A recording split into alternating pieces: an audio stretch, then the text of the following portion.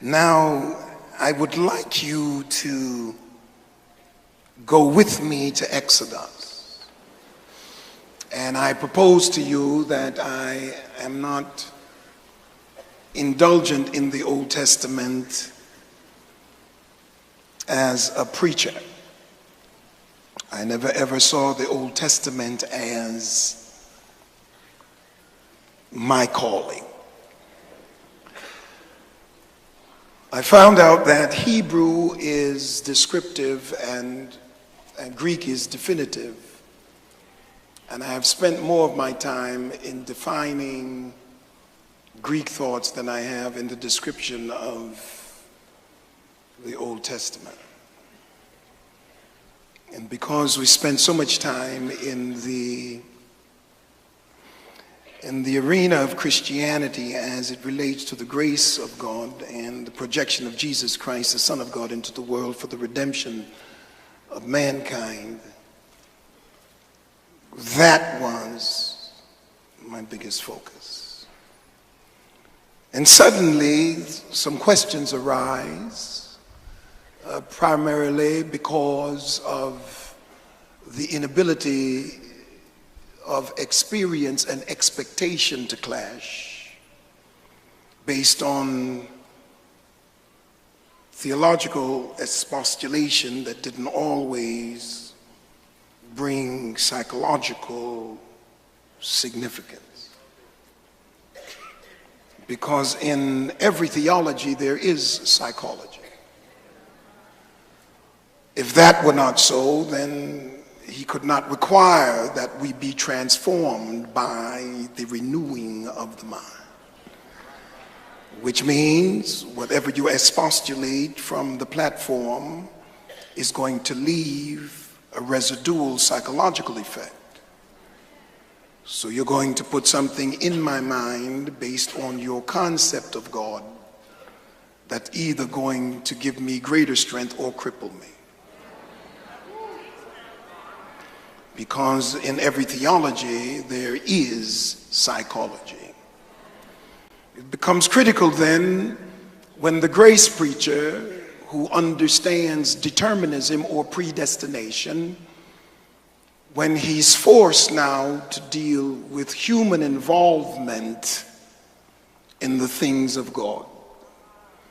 And the line has to be drawn now between what God is doing and what man is doing in partnership with God. So I took off into the Old Testament, and I decided that if I'm going to study the Old Testament, I would not study the Christians. So I have spent the last 4 months studying the rabbis, trying to understand the Old Testament in light of those scholars and people who have spent more time in it than we have. And maybe I get in trouble because of it, I don't know. I went into Exodus and I saw something peculiar. And in Exodus chapter 32, and I'm actually going to preach from 34, but I have to read 32 because many times, if you're like me, you just don't read through Old Testament stories.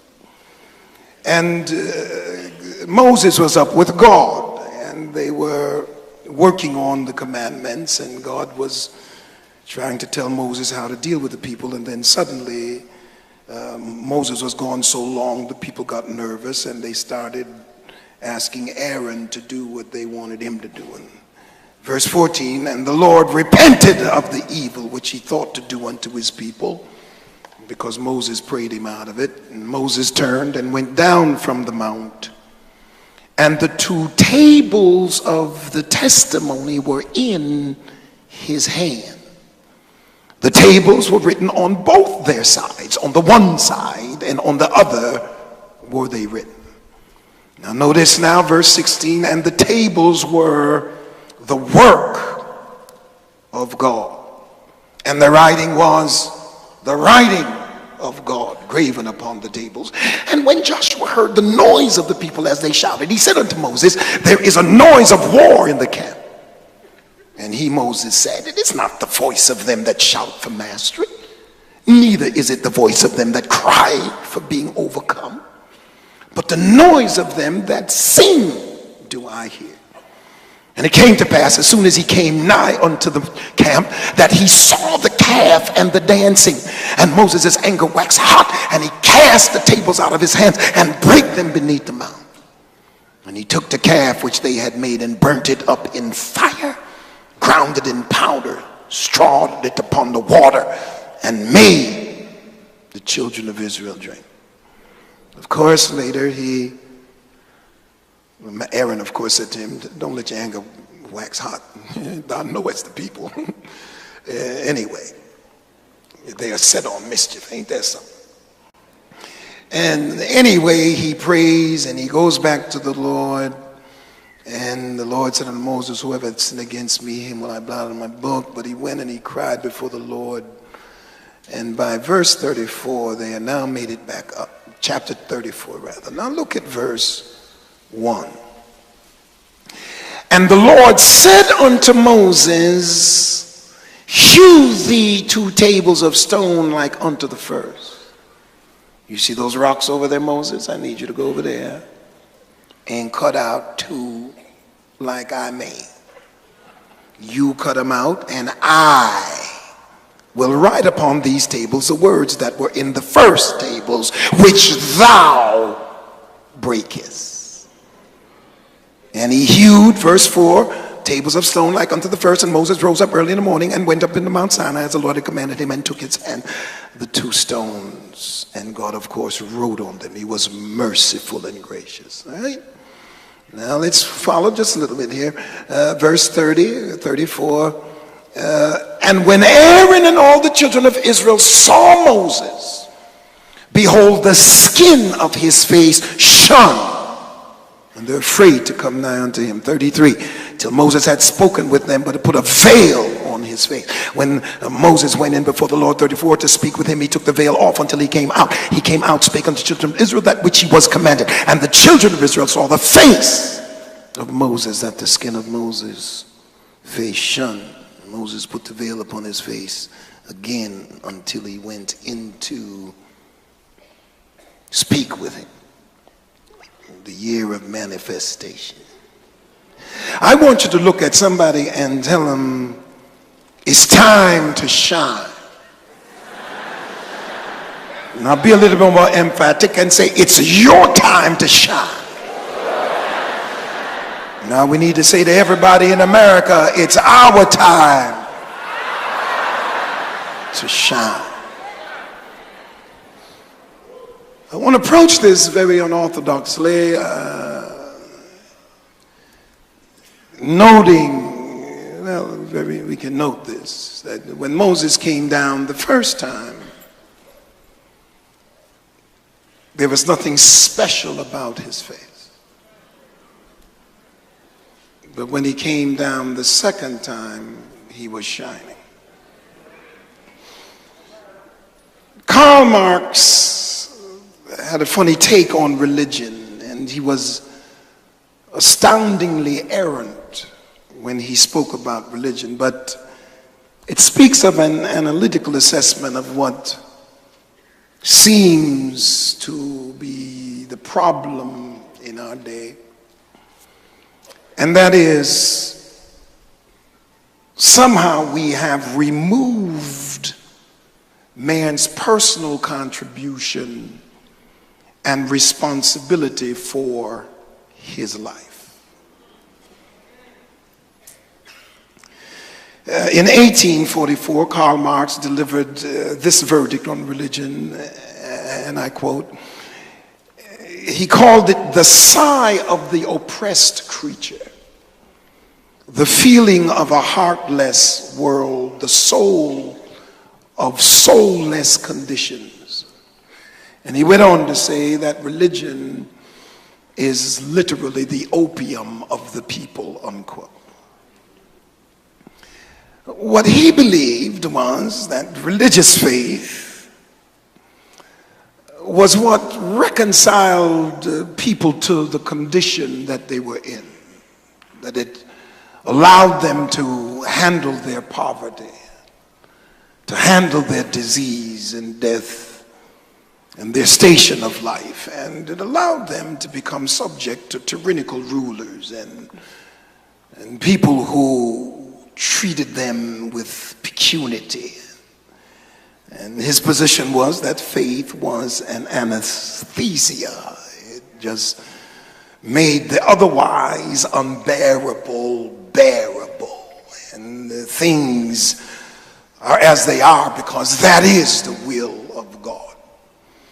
And some people are going to be rich, some people are going to be poor, some are going to be in control, and some are going to control. Most powerful means devised for keeping people in their place and maintaining the status quo.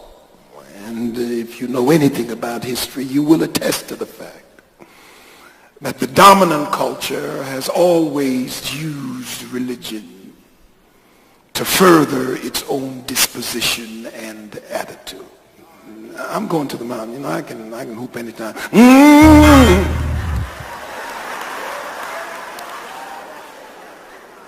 It robbed their lives with ritual, and it dignified their tears into prayer. And his thoughts were, it gave social order metaphysical inevitability. And so the world, if it's to be changed, he figures that religion had to go. Can I take it further? A little more tension. The abolition, I quote, he says, of religion as the illusory of happiness of the people is at the same time a demand for their real happiness. The demand to give up the illusions of their condition is a demand to give up a condition that requires illusion. So criticism has been plucked imaginary flowers from the chains so man may throw off the chains and pluck real flowers. So religion is only the illusory sun around which man revolves so long as he does not revolve around himself. Now, unquote. Now, I wish Karl Marx had stayed alive long enough to see how Stalin interpreted his points of view. And he should have searched the Bible, because the Bible is not a place where people just accept things as they are. But the Bible opens up with Mesopotamia being overrun, and opens up with God saying to Pharaoh, I need you to let my people go. I feel it here. As I looked at that in light of where we are, I began to wonder, what is it that is so wrong about the way we approach the things of God? Is it that I'm to sit here in my life and simply wait until the breaks come? Or am I responsible in some manner or other to get up from where I am and make some things happen in my own existence? I say that because we have become so easily illusioned by believing that we can just sit around and believe God with no action of our own. And things just fall into place. And so consequently, when we wake up and discover that nobody's going to make it happen for us, we end up with bitterness and sadness, because we felt like, well, I just believe Jesus, rub the Bible like a genie, and ask the genie of the lamp to come out and work for me. Now, can I take it like I feel it? You see, the problem with the world is not God. The problem with the world is man. because we have not lived up to our responsibility. And we have shifted the blame to everybody but ourselves. I want to say to you, African-American folk, Barack Obama ain't going to change nothing for you if you don't change yourself. I feel a preach coming on here. Ooh, I feel it here. I feel it. Let me bring you up to speed. The first 11 chapters of Genesis are not just a mere series of historical narratives as I thought earlier. But if you check, you will find they are a highly structured inquiry into responsibility. It's interesting because it begins with the individuals Adam and Eve. Then it moves to Cain and Abel.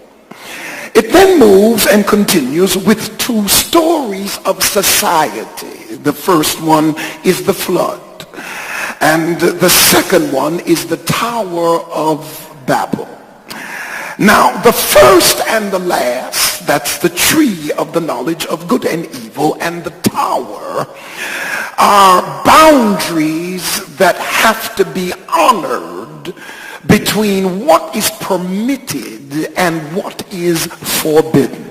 The boundary, obviously, in the garden was the tree of the knowledge of good and evil, which was incidentally standing right beside the tree of life.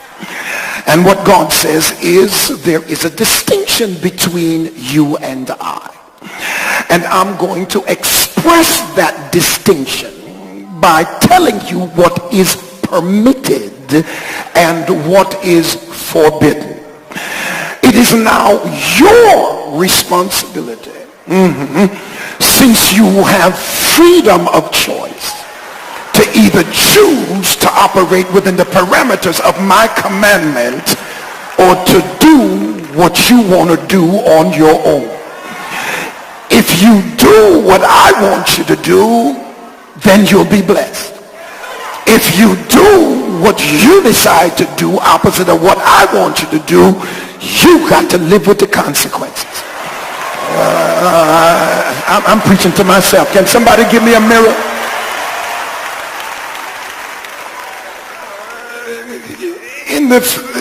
Can I take my time here? I don't know. Now Eve struggled with the devil or the serpent for the first 6 verses of chapter 3 of Genesis. She argued back and forth with the serpent as to the significance of what it is she was about to do, and he argued God's position and God's attitudes, and of course she just argued back and forth, and finally she capitulated because she saw that it was something to be desired to make one wise, good for food and pleasant to the eyes. Now, brothers, I ask myself, what was Adam's problem? Because Eve at least argued for 6 verses.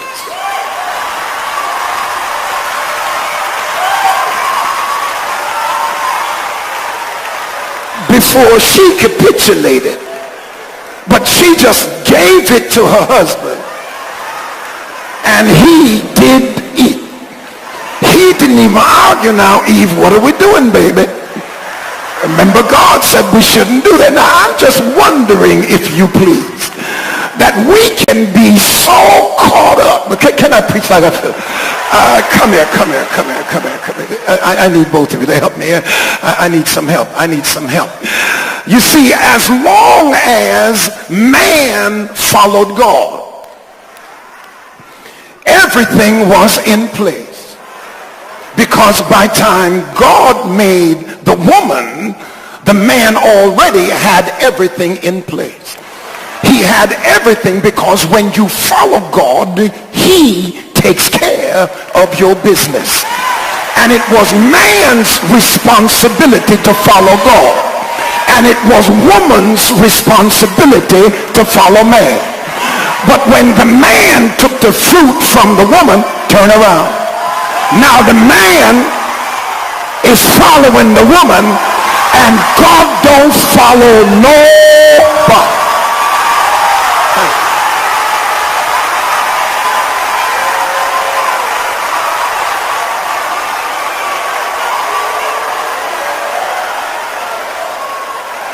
See, when God set the boundaries, he set the boundaries so that we might understand he is God. And isn't it interesting that you have stood beside life, and many times in our decisions we have chosen the negative over the positive because it just looked better. And anytime you operate with God, you don't simply operate by sensual perception, because a whole lot of packages look good on the outside, but they ain't got nothing to give you on the inside. Freedom to choose. And what God says now is, I have created you and I have made you with the capacity to understand who I am. Which means if I can manifest myself to you, then I know who I have made. We have run from responsibility, unfailing to understand that whenever you are given responsibility, it's respect. Because God respects you enough cognitively and intellectually, and he respects what he has created to reveal himself to the extent that he respects who he creates. You see, I can love you and not respect you because you don't take care of your business. But the more responsibility you can stand up to is the more respect I'll give to you. You see, a whole lot of folk want to be respected when they're not responsible.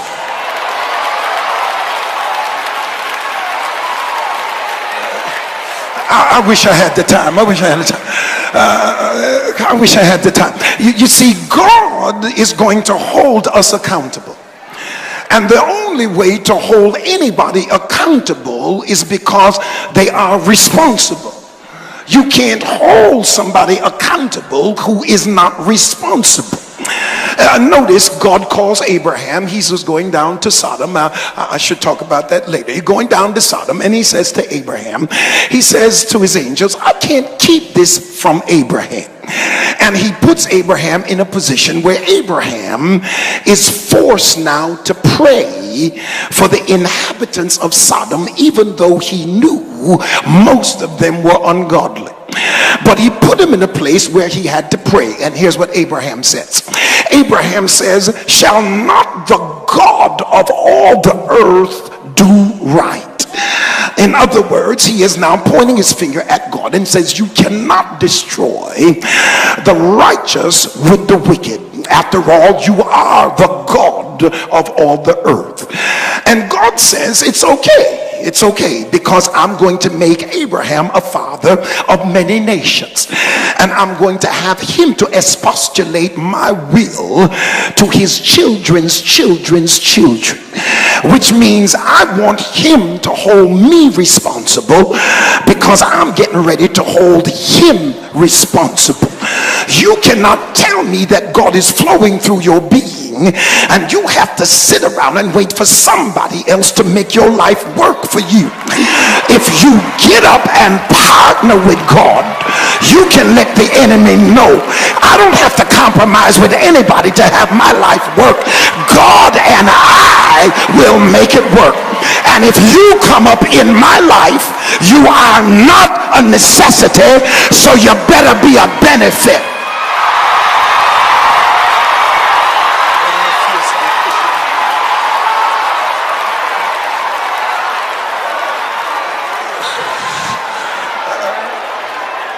Y'all sit down. We got some work to do. Then we acquire moral responsibility. And that is the knowledge that choice has its limits. Everything we can do, we may not do. And as you get more money, you have to live by that rule. Because everything you feel like doing, you can't do. So even though you have a choice, you've got to discover that choice has its limits. Cain, you are your brother's keeper. And because you can kill him, doesn't mean you should kill him. Then later we discovered collective responsibility. And that is, we are not by ourselves. We are a part of a family. We are a part of a community. Which means I am expecting you to hold up your part of the bargain as I hold up mine, and God's standing back and he's watching. Let me just take it further to make it clearer. The first battle that Israel had to fight was against Egypt at the Red Sea. And they were so petrified that they wanted to go back in, and Moses said to them, the enemy you see today, you will never see again. And oh, the church just got happy and fell out, and God just wiped Pharaoh out. They said that God drowned Pharaoh's army, and some smart aleck said that he could not have drowned them in the Red Sea because it was only 6 inches of water. And I said, well, that's really a miracle then, if he could have drowned all them folk in 6 inches of water. Now you would think that we would have easy sailing. The Lord is fighting our battles.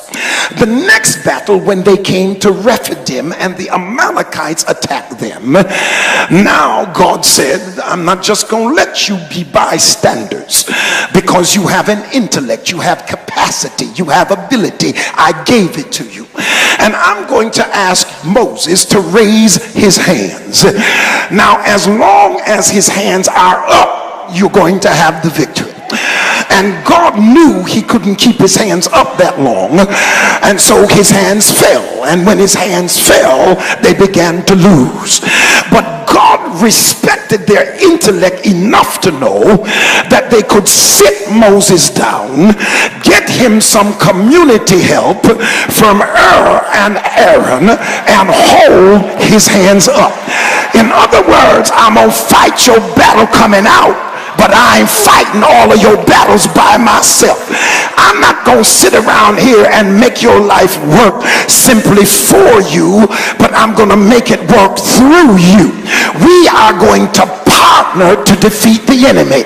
And if you think you're going to sit around, hardly pray, hardly fast, hardly think, hardly work things out, want to sit at home and me drop you off an envelope of blessing, the devil is a liar. You're going to get up, shake yourself, empower yourself with the mind I gave you, and tell the devil it's my time to shine.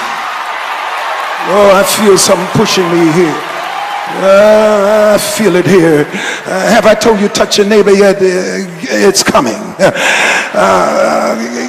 We find out in the society that itself then is subject to a higher power.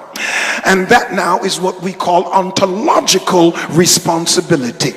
And that is, there are moral limits to power.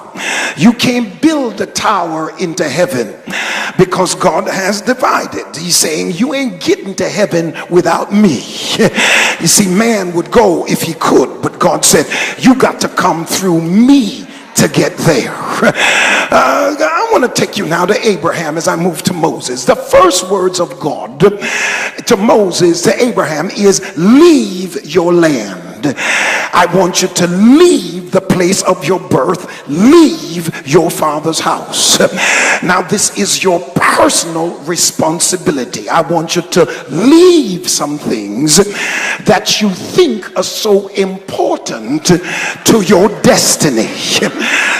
One writer puts it like this, and I quote, Abraham is commanded to relinquish everything that leads human beings to see their acts as not their own, unquote.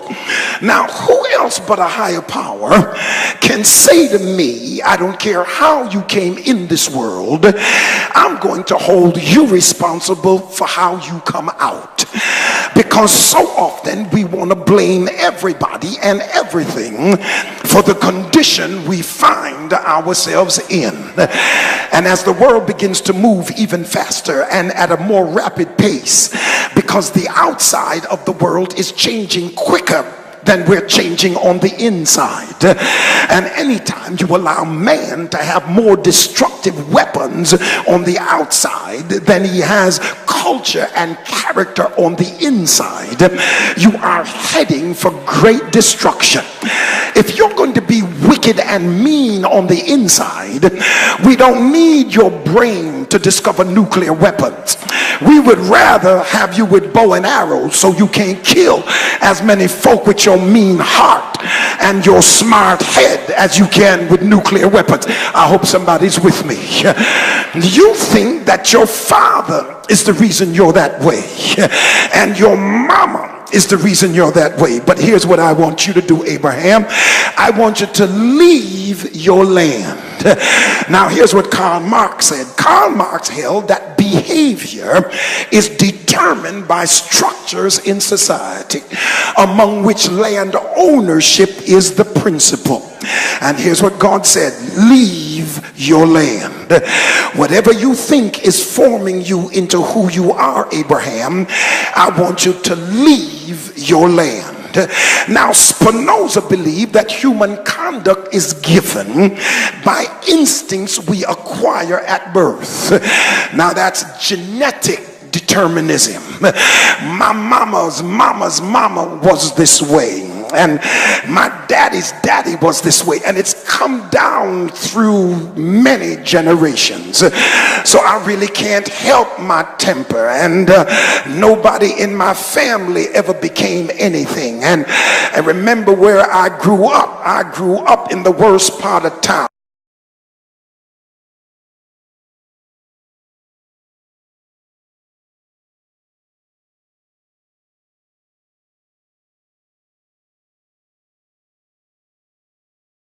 Power of the Holy Ghost can reverse. And I don't care who in your family hasn't become anything. It's your time to shine. It's your time to tell the enemy, if everybody in my family were drunkards, I'm going to be sober enough to do the will of God. And in 2009, this generation curse is getting ready to reverse, because I know what I can be through the power of God. I feel something pushing me now. The lecture's almost over. Freud held that we are shaped by early experiences in our childhood. Thus the command, leave your father's house. Because none of us can deny that we have been influenced by birth. We have been influenced by genetic proclivity. We have been influenced by certain experiences we have had in our youth. But if you sit here and maintain the negatives that you have come through to this day, you will sit around resources and never take the advantage of where you are, because you're sitting around being sorry for yourself and blaming everybody else. The fact is, you didn't have a father. Now what you gonna do about it? It's either you gonna sit around and look back over the fact he wasn't there for you and be bitter the rest of your life, or you gonna shake it through the power of the Holy Ghost and say, the fact that I didn't have a father is gonna make my testimony even greater. That in spite of not having the advantage, I still rose like a phoenix out of the ashes, and can't nobody deny that God and I got the job done. I feel something pushing me now. When I look then at Abraham's journey, as I look at Israel's journey, what I see is not just a geographic change of position, but what I see is a psychological change of disposition. Because Because when Israel is coming from Egypt and they're on their way to Canaan, it is a 3-day journey, and they couldn't get there because God couldn't penetrate the mind. If there is to be a manifestation, there has to be a transformation of the way you think in the middle of all the benefits and blessings that God has placed around you. Can I preach like I feel it? The money has not left the planet. The money has not gone to another planet. It's not in Jupiter. It's still on Earth. It just shifted from some people's pockets to other people's pockets. While we were sitting here blaming our birth and blaming our mamas and blaming our brothers and sisters, somebody just put their hand in our pockets and put it in their pocket. How you gonna get from slavery to ownership if you still keep your same mentality? I can get you there in 3 days, but your mindset have kept you in a wilderness for 40 years. But I just rose to tell you, it's your time to shine. If you can just get your mind out of the negative and put it in the positive, can't no devil in hell stop you from becoming what God would have you to be. I feel the Holy Ghost in here. I'm working tonight, but I feel the God of my salvation. When I look at Abraham, then he shows me, and I'm gonna hoop in a minute, y'all sit down. Abraham exercises moral responsibility when he enters into battle to protect Lot. And he shows us, I am my brother's keeper. One of our great problems is, as a group, we kill each other more than anybody else. And I rose to say it's time for the church to raise its voice and say to our African American males, find something else to kill. Go to the range and shoot the dummies. But it's time out for us to kill one another, because we are our brother's keeper. You got to have my back, and I got to have your back, because ain't nobody gonna have your back if you don't have it. You got to stand up for your brother instead of trying to climb up on top of his head. I feel we might as well have church in here.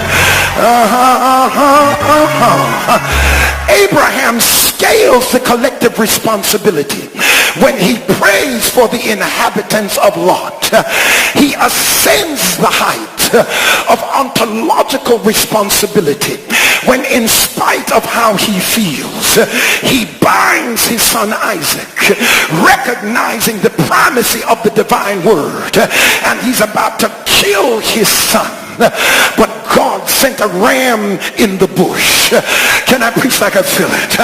What Abraham showed us is you don't have to fail like the other generations, because once you take your responsibility and quit blaming folk, Adam blamed Eve and implicated God.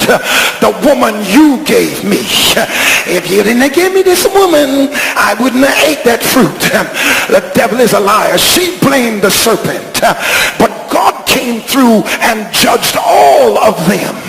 Somebody in this country has put us in the condition we're in, and it sure ain't God, because it's the love of money that's the root of all evil. And America has spent its time only dealing with its interests. Why don't you just run to Somalia and try to keep folk alive in Darfur? They ain't got no oil, but we run into Iraq to keep folk alive because they got our interests. But when are we going to be interested in one another, Christian America? I feel like preaching here. I'm gonna preach till the devil gets mad. Adam and Eve said it's not our fault. Cain says, I don't see why I can't do what I want. Noah says, I'm responsible for my family. Babel says we're answerable to no one but ourselves. So without responsibility, Adam loses paradise. Cain is forced to wander. Noah declines in drunkenness. Babel is left unbuilt. If you are not responsible, you're going to lose blessings. Opportunities are going to be ignored. Stupor is going to be induced. And we're going to start a lot of stuff that we don't finish because you are responsible for you. Shake somebody's hand like you're going to shake it off and say, if you can't make yourself happy, why do you expect me to make you happy? If you can't pick yourself up, I feel like preaching. I feel like lifting him up. And so 40 days after the greatest epiphany in the history of the world, and that's the revelation of God at Sinai, the prophet has been wrestling with God and the people because of the episode of the golden calf. He goes up to receive instructions and he does not come down.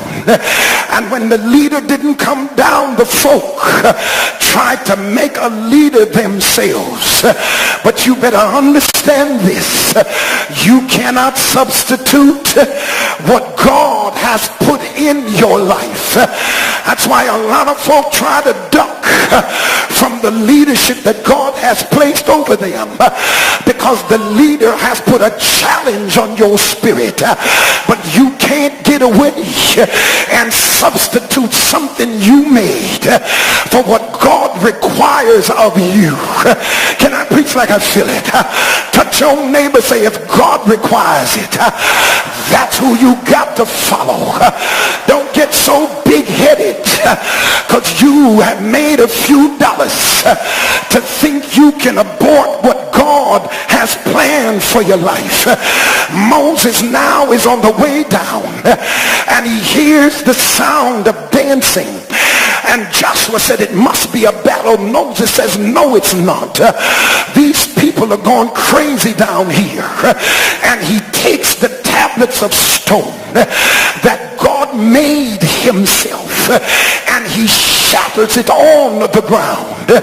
The Jewish tradition is this is Yom Kippur, when he descends from the mountain and he shatters the two stones. I feel something pushing me now. Now Moses, if you had participated in building this, you would not have torn it apart so fast.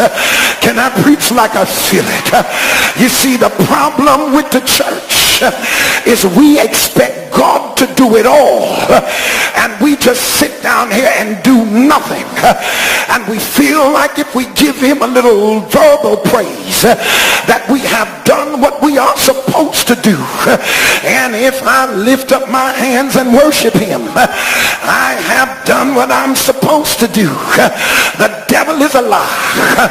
Can I tell you what real praise is when you are walking with him in you and move with the radiance of somebody that's got real power.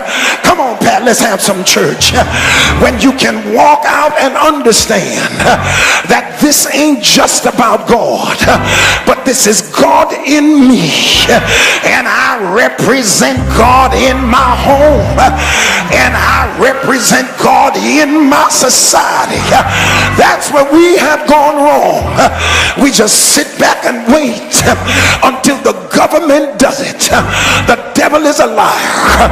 You have the power of God in your spirit, and your mind ain't no less than anybody's mind that's outside the church. And I'm sick and tired of church people wanting me to pack my mind up and leave it in the cloakroom. That's why you can tell me anything. The devil is a liar. How am I going to be the next Bill Gates by simply sitting down at home with a Bible in my hand. The devil is a liar. I got to put the Bible down, bring my mind into play, and let the world know, because I speak in tongues, that don't make me a dummy. I feel like preaching in here. I feel like lifting him up. Can I preach like I feel it? If you participate with God, it'll last longer. The first commandments were broken instantly. The second commandments are still around, because when Moses got involved, he put the human factor with the heavenly factor. Some of us want the church to be built on prayer, but you got to reach in your pocket and put your money on the table. That same money you used to spend in the club, that same money you used to chase the women with, that same money, all of a sudden you come to church and all of a sudden you got tight. Let the Lord handle it. The devil is a liar. He's gonna handle it through you. I feel like preaching now. I give somebody a high five. Say, it's my time to shine. It's my time to move to the next level. It's my time to rise. It's my time to let the world know I'm not just a person, but I'm a person filled with the power of the Spirit of God. Can I preach like I feel it? The Jews have a statement, Erata del Leia, an awakening from above, and another statement, Erata de Leitata, and that's an awakening from below. The first is initiated by God, the second is initiated by man. Whenever God gives a miracle, a man receives it, praise him for a minute, and then walk away like he had never done it. I feel like preaching in here. How many times has God brought you out, and the very next time you got nervous like he wasn't going to deliver you? That's because you had nothing to do with it. He brought them through Pharaoh, and the first difficulty they got, they wanted to go back to Egypt. The devil is a lie. Whenever your sweat, blood, and tears go into helping God work something out, you ain't gonna walk away from it. Can I feel like preaching? I might as well preach. Every woman in here, give your sister a high five and say, sister, a man don't stay with you because of what you give him.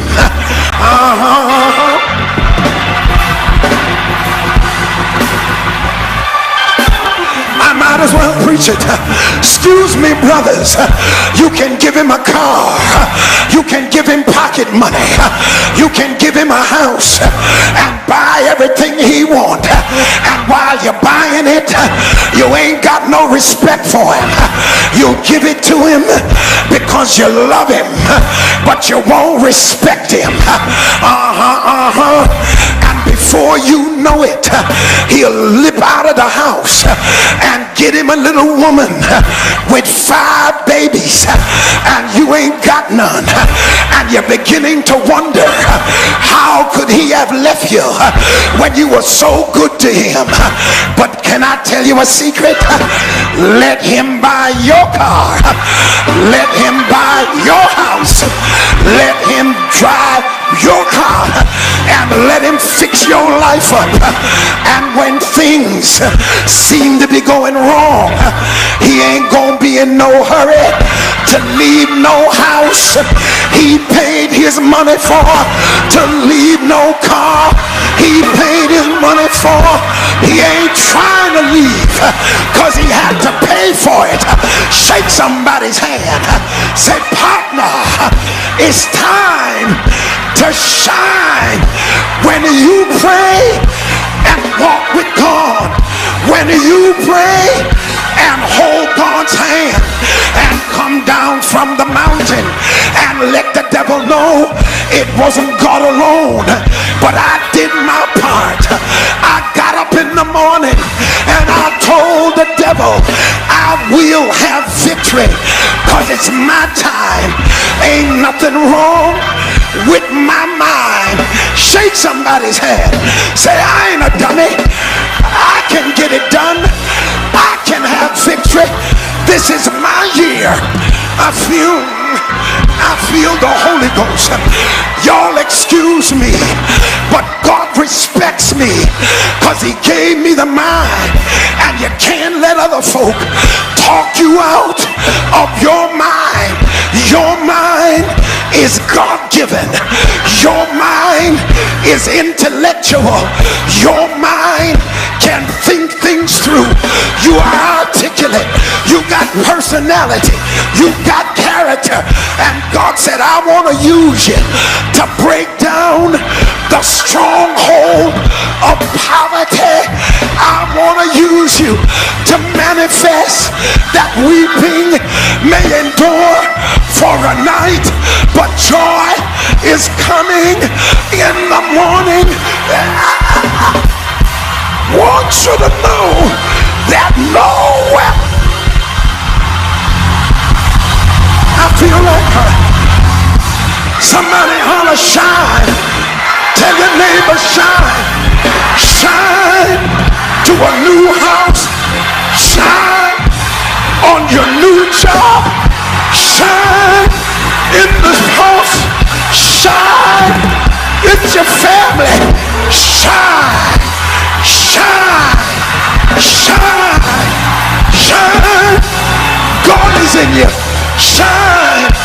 Power. Shine. Spirit of God. Shine. Holiness. Shine. Victory is mine. I'm gonna shine. Hit somebody. Say shine. It's in you. It's in you. It's in you. It's in you. It's in you. Shine.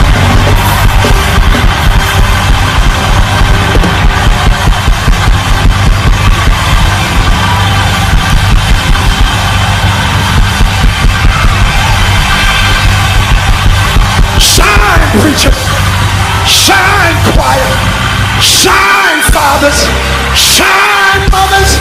It's our time to shine. A city that's set on a hill cannot be hid. Shine.